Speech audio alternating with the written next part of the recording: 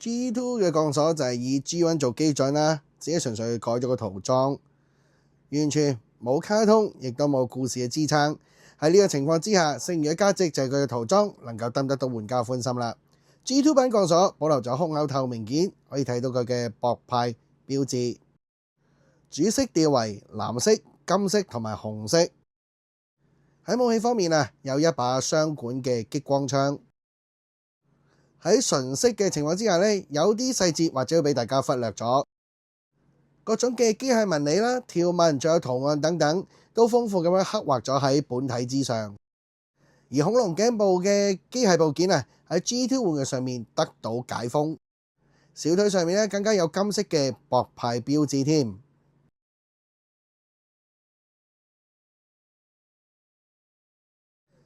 頭部可以完全轉動啦，膊頭可以平舉，旋轉方面亦都係冇任何阻礙嘅。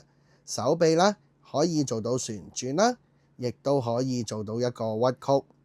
除此之外拳頭亦都係可以轉嘅。腰可以全轉啦，腳可以踢到晒3個方向，亦都支援到大腿嘅旋轉啊。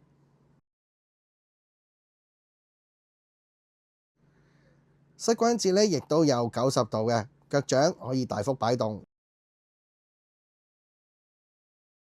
首先將拳頭向內轉，收納好，後腳掌接到去前腳掌嘅底部，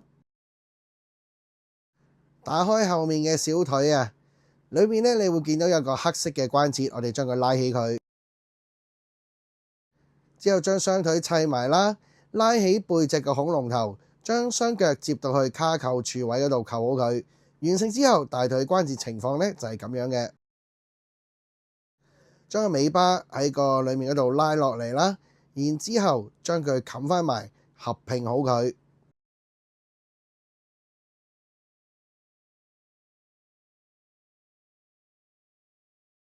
鬆開個胸口夾，拉到去下方腹部位置啦，將佢扣好。